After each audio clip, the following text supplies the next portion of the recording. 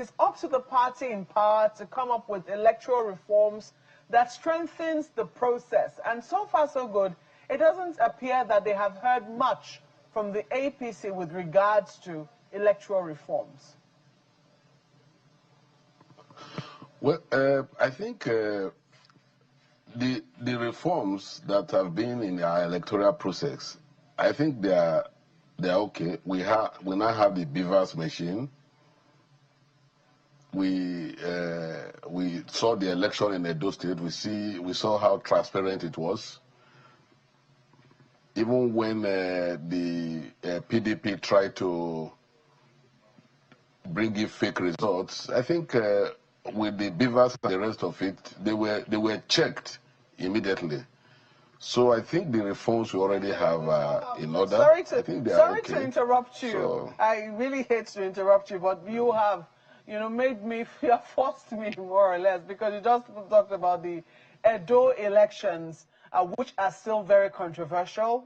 Yes, the tribunal has delivered verdict in favor of Governor Monday Okpebholo. However, the candidate of the PDP insists that he is going to go to appeal.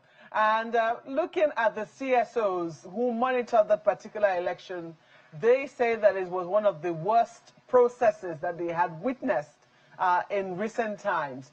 So by what standard do you say that they were transparent and they were fair? The fact that, yes, we have beavers, it's still not enough, clearly, and people are still asking for more. For instance, the IREV, which INEC promised was going to work, they say they need it to work.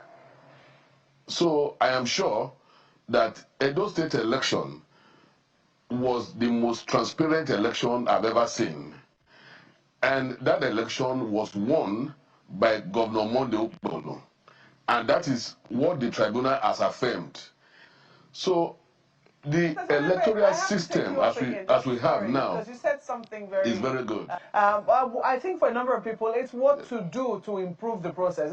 When we now say that, oh, there is no need to improve, after all, we already have beavers, and that's when people will say, oh, it means that you think that what we have is perfect. And as far as a lot of people are concerned, our elections are far from perfect. If the electoral process is free and fair, independent candidacy, while we're still advocating for that, might still be a thing that is realizable. So for you, what do you think needs to be done to strengthen our electoral process, that whatever happens, I mean, politicians can jump however they like, it is still very much in the hands of the people of Nigeria to decide? Absolutely, Maokbe.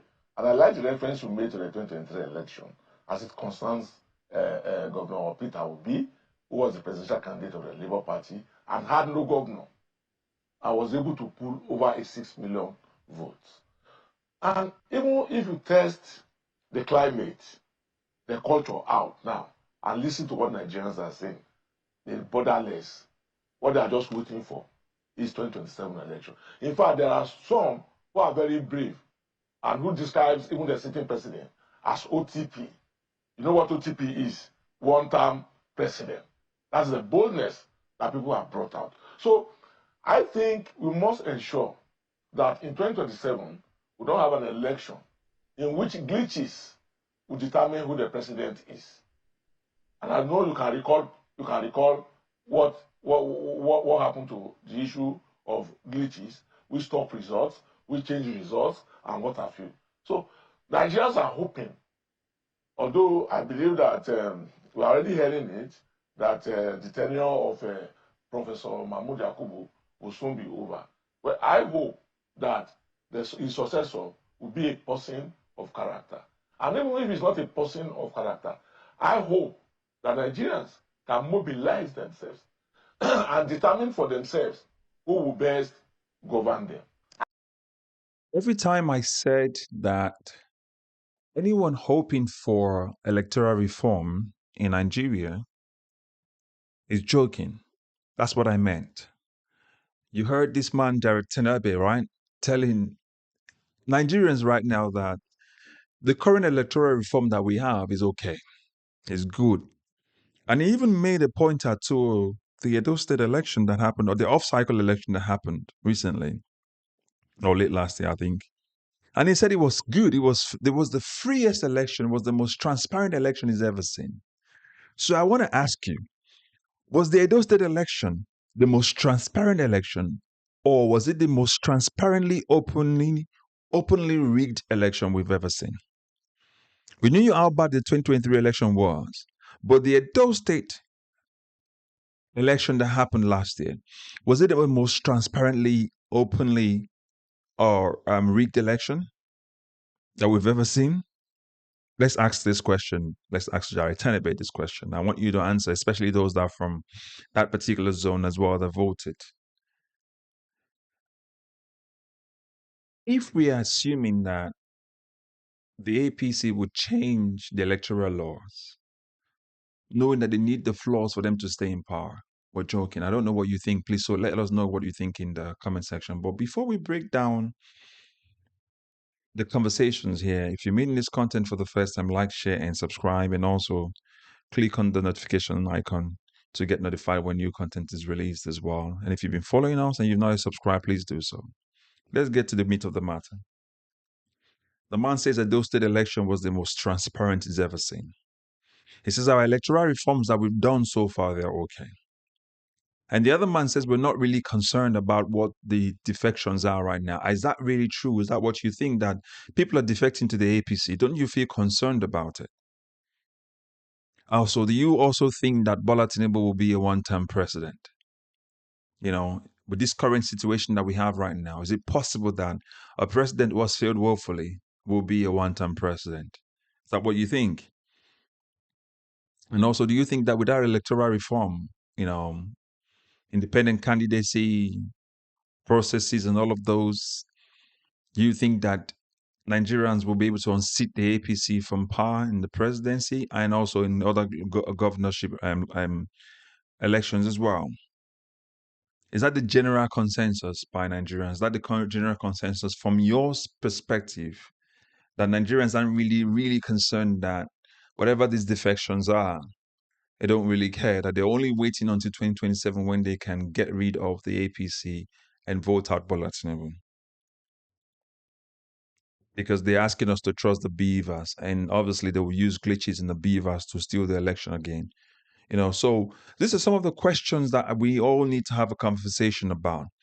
But let's get right deep into other areas of electoral reform. Who do you think will benefit the most if there's an electoral reform? Nigerians. And if a new INEC chairman comes in and is upright, Nigerians will be the beneficiaries of it. Who do you think will suffer the most? Corrupt politicians. Why? Because they'll be elected out of office. And do you think they'll want it? The answer is no. It's a rhetorical question, so the answer is no. Our politicians would not want at all to be removed from power. That's because they have no other things to do. All their lives, they're all bent on sitting in politics and stealing from the people. So when you take that food source from them, they have nothing else to fall back on.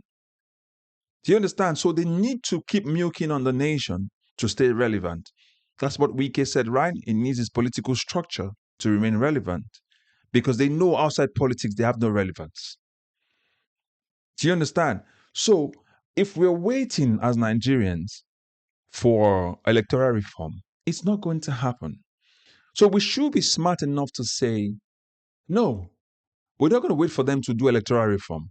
If we're waiting until 2027, we're going to make sure that we start galvanizing ourselves, pushing, advocating, sensitizing Nigerians to say, 2027, get this political party out of the way. And they know, because you know what I know, they've been following a lot of us online. And they've been chatting with us online, trying to tell us we're talking rubbish. And because they know that the galvanization of Nigerians against this current political party is getting stronger by the day. And they need to silence a lot of people to keep them quiet from talking, or rubbish them anyway from talking, so that they can remain in power. And we must not allow that. We've got to a point where we have to make sure that our country works. If it worked for me, it would work for you. If it works for you, it will work for your brother. If it works for your brother, it will work for your sister. That's why I'm saying to all of you, don't wait for electoral reform. The APC will not do it. It will be a mistake to keep waiting for electoral reform. Let's keep hammering on conversations about Nigerians looking at the current situation right now. It's got nothing to do with your tribe, your ethnicity, or your religion. Nigeria is bleeding. The government have no solution. And they're asking us to believe their process. And that's exactly the same thing they told us about Buhari. They told us to believe him that he's doing a whole lot of good work. And when we found out at the end of the day, the man was one of the worst thing we ever had.